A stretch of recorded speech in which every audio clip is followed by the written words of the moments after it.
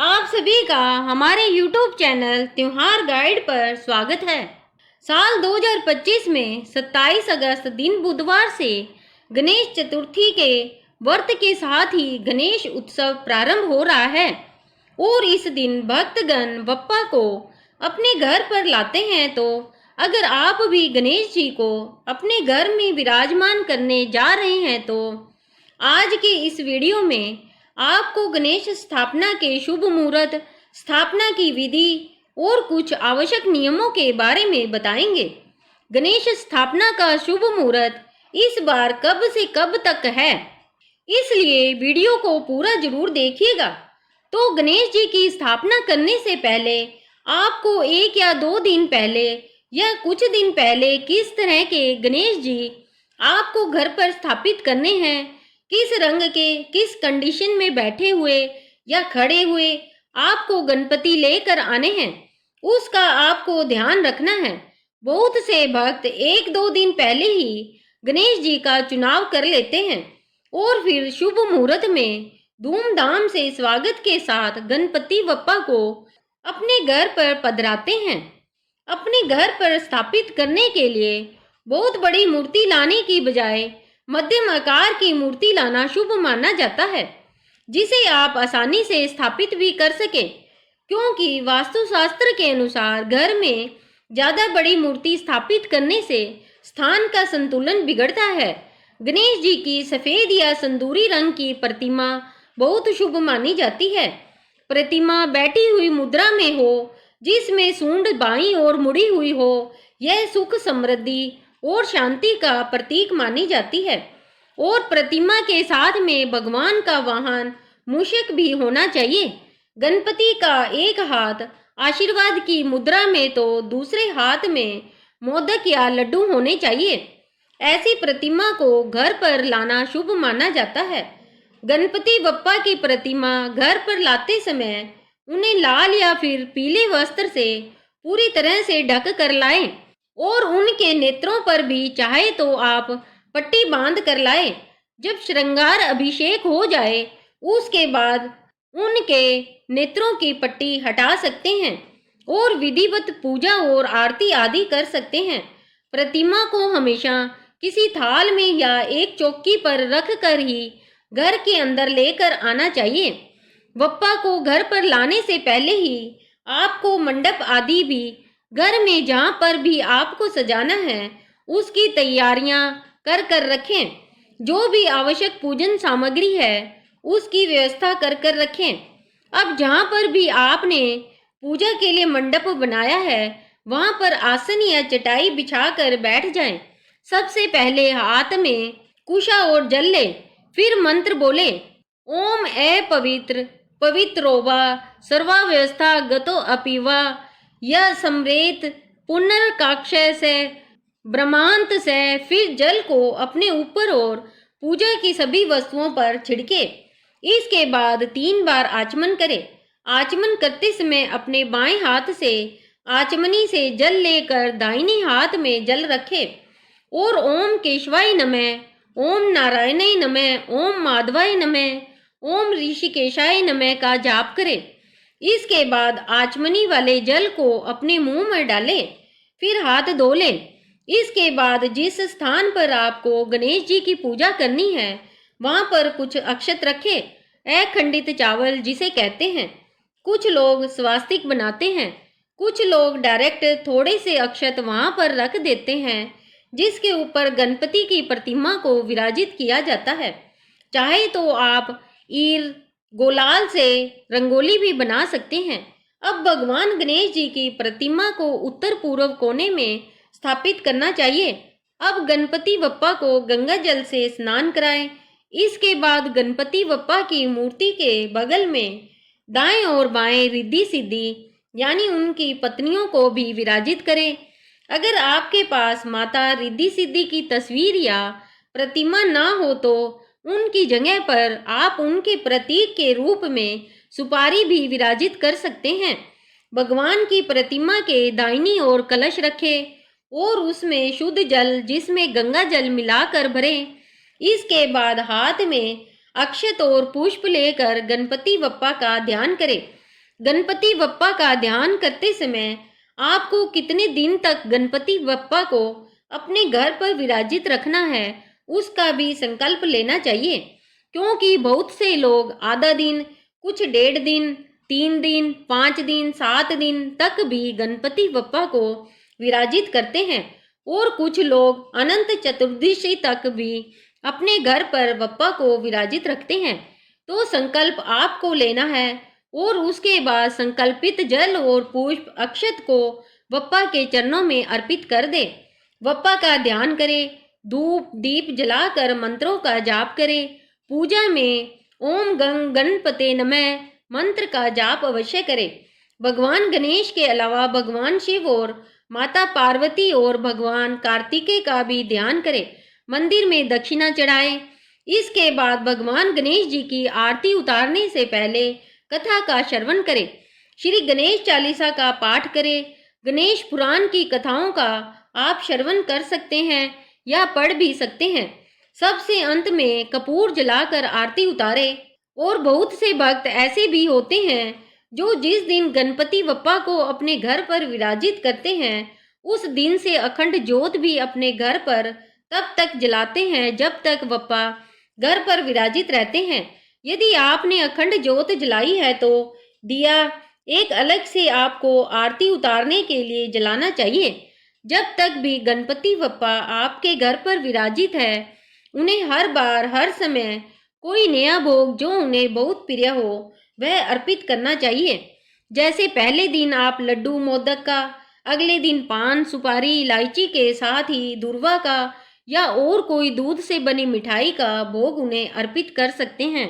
इसके अलावा सात्विक भोजन जो भी नॉर्मल रोटी सब्जी पूरी कड़ी चावल या जो भी व्यंजन हमारे घरों में बनाए जाते हैं जिसमें लहसुन प्याज का प्रयोग नहीं होता है उसका भोग आप लगा सकते हैं। लेकिन ध्यान रखिएगा कुछ ऐसे भोजन होते हैं जिसे आप भोग में नहीं लगा सकते, जैसे बैंगन की सब्जी या फिर मसूर की दाल। और बप्पा को भोग लगाने के बाद जो भी भोग में बचा हुआ प्रसाद है उसे सभी लोगों में बांटकर स्वयं भी ग्रहण करना चाहिए। यदि आपने उपवास नहीं रखा है और उपवास रखने वाले भक्त केवल जल फल दूध या फलों का जूस ले सकते हैं। जब आपने गणपति बप्पा को अगर दोपहर के समय विराजित किया है तो दोपहर का समय क्योंकि सबसे शुभ माना जाता है उसके बाद आपको दोपहर में तो भोग लगाना ही है, शाम की पूजा करके भी आपको भोग लगाना है। भजन कीर्तन करने चाहिए और सभी लोगों को घंटे घड़ियाल बजाकर और ढोल मृदंग आदि बजाकर कीर्तन करते हुए गणपति बप्पा का स्वागत करना चाहिए। आपकी कोई खास मनोकामना हो तो गणपति बप्पा के दाहिने कान में आप अपनी मनोकामना भी कह सकते हैं। घर में यदि छोटे बालक हो, पढ़ने वाले बच्चे हो तो उनकी पढ़ने वाली कोई भी सामग्री, कोई बुक, कोई पेंसिल, किताब, कलर या उनकी रुचि से संबंधित कोई सामग्री आज के दिन नई लाकर गणपति बप्पा को अर्पित करें और बाद में उसे अपने जो भी बालक हैं बच्चे हैं उनको उपयोग में लेने दे। ऐसा करने से भी गणपति बप्पा की कृपा बच्चों पर सदैव बनी रहती है। बच्चों की बुद्धि प्रखर होती है। कुछ ऐसी आवश्यक पूजन सामग्री है जो बप्पा को जरूर अर्पित करनी चाहिए, जैसे कि गणपति बप्पा का श्रृंगार करते समय सबसे पहले आप उन्हें सिंदूर से तिलक लगाए। सिंदूर ना हो तो रोली कुमकुम से भी तिलक लगा सकते हैं और उन्हें यज्ञोपवीत अवश्य पहनाना चाहिए। यज्ञोपवीत यानी जनेऊ और कोई भी पीला या सिंदूरी वस्त्र उन्हें आज के दिन अवश्य अर्पित करें। बिना वस्त्र के पूजा या स्थापना संपूर्ण नहीं मानी जाती है। गणपति बप्पा के साथ साथ उनके वाहन मूषक का जो पूजन नहीं करता या भूल जाता है या उनके वाहन को इस दौरान यदि कोई सताता है, किसी भी प्रकार की कोई पीड़ा कोई कष्ट पहुंचाता है तो उनके द्वारा की गई स्थापना मनोव्यर्थ हो जाती है और की गई पूजा पाठ का या रखे गए उपवास का फल भी नष्ट हो जाता है। इसलिए भूल से भी आप उनके वाहन मूषक को किसी भी प्रकार कोई भी कष्ट ना पहुंचाने दे बप्पा की स्थापना करने के बाद उन्हें घर में भी कभी भी अकेला ना छोड़े, यानी घर को बाहर से ताला लगाकर बंद कर कर ना जाएं। जब तक बप्पा आपके घर में विराजित है, वहां पर शुद्धता का, पवित्रता का ध्यान रखें। घर में केवल सात्विक भोजन बनाएं। लहसुन, प्याज, मांस, मदिरा, नशा, किसी भी प्रकार का ऐसा अशुद्ध सामग्री वहां पर ना जाए और ना ही ऐसे व्यक्ति घर में प्रवेश करे। हमेशा भोग लगाने के बाद प्रसाद सभी लोगों में बांटे और आरती सभी लोग मिलकर उतारे। तभी गणपति बप्पा अपने सभी भक्तों के कष्ट हर लेते हैं और उन्हें सुख समृद्धि का आशीर्वाद देते हैं। यदि आपसे कोई गलती पूजा में हो जाए तो सबसे अंत में क्षमा याचना भी जरूर मांगे। पूजा में यदि कोई विधि आपकी रह गई हो, कोई सामग्री विशेष अर्पित करना भूल गए हों, तो विसर्जन करने से पहले भी आप उनका पूजन विधिवत कर सकते हैं। अब जानिए स्थापना मुहूर्त के बारे में। गणेश स्थापना केवल 27 अगस्त दिन बुधवार को ही की जाएगी और इस दिन रवि योग बन रहा है, जो कि सुबह 5:57 से 6:04 तक रहेगा।